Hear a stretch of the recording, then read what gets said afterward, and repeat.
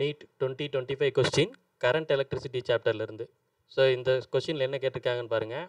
The current passing through the battery இந்த given circuit is அப்படின்னு சொல்லிட்டு இந்த மாதிரி ஒரு சர்க்கியூட் கொடுத்துருக்குறாங்க. இதில் எவ்வளவு கரண்ட்டு வெளியில் வருது அப்படிங்கிற மாதிரி கேட்குறாங்க. இப்போ இது என்ன பண்ணணும், இதை சால்வ் பண்ணுறதுக்கு மொத்தமாக இந்த ரெசிஸ்டன்ஸை ஃபுல்லாக சுருக்கி ஒரு ரெசிஸ்டன்ஸாக கொண்டு வந்து I is equal to V by அந்த டோட்டல் ரெசிஸ்டன்ஸை போட்டோம்னா நம்மளுக்கு வந்து கரண்ட் எவ்வளோங்கிறது கிடச்சி போயிடும். அப்போ ஃபஸ்ட்டு இதில் பார்த்தீங்கன்னா இந்த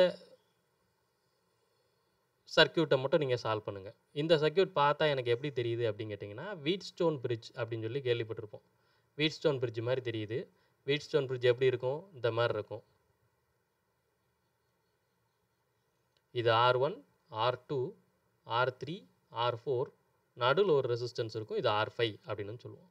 இப்போ இதில் இந்த ரெசிஸ்டன்ஸ் வந்து பேலன்ஸ் ஆயிடுச்சுன்னா, அதாவது R1 by R2 is equal to R3 by R4 அப்படின்னு சொல்லிட்டு பேலன்ஸ் ஆகிடுச்சு அப்படின்னா, அதாவது இந்த ரேஷியோ ஈக்குவலாக இருந்துச்சு அப்படின்னா பிரிட்ஜ் இஸ் பேலன்ஸ்டு அப்படின்னு வந்து நம்ம சொல்லுவோம். பிரிட்ஜ் இஸ் பேலன்ஸ்டு அப்படின்னு சொல்லுவோம். பிரிட்ஜ் இஸ் பேலன்ஸ்டு அப்படின்னா R5 வந்து வேல்யூவே கிடையாது. R5 ஹேஸ் நோ சிக்னிஃபிகன்ஸ் அப்படின்னு சொல்லுவோம். ஸோ இங்கே நம்ம பார்க்கும்போது இந்த சர்க்கியூட்டில் எனக்கு இந்த R1க்கு பதிலாக 3 ஓம் இருக்குது, R3க்கு பதிலாக 5 ஓம் இருக்குது, R2க்கு பதிலாக 1.5 ஓமும், R4க்கு பதிலாக 2.5 ஓமும் இருக்குது. ஸோ எனக்கு இந்த 5 டிவைடட் பை, அதாவது இந்த 3 டிவைடட் பை 1.5, அதே மாதிரி 5 டிவைடட் பை 2.5, இது ரெண்டு ரேஷியோவும் எனக்கு ஈக்குவலாக தான் இருக்குது. 3 டிவைடட் பை 1.5ம் 5 டிவைடட் பை 2.5ம் 2 வந்துருச்சு எனக்கு வேல்யூ. ஸோ பேலன்ஸுங்கிறதுனால நான் இந்த ரெசிஸ்டன்ஸை எடுத்து விட்டுறேன். 6 ஓம் ரெசிஸ்டன்ஸை எடுத்து விட்டாச்சு.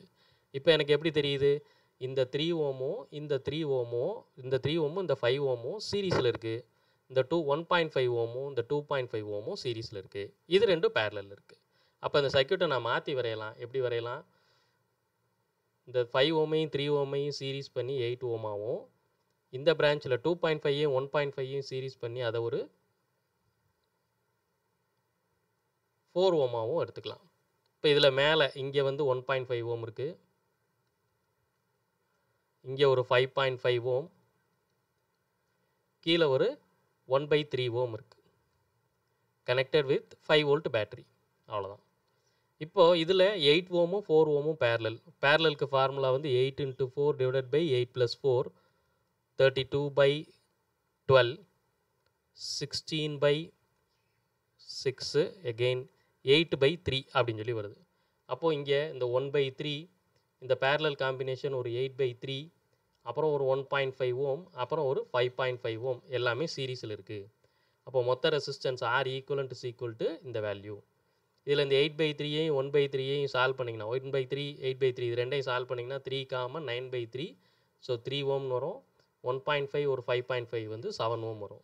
ஸோ மொத்தம் 10 ஓம். அப்போது மொத்த ரெசிஸ்டன்ஸ் இந்த சர்க்கியூட்டில் 10 ஓம். அப்போ current I is equal to voltage by total resistance.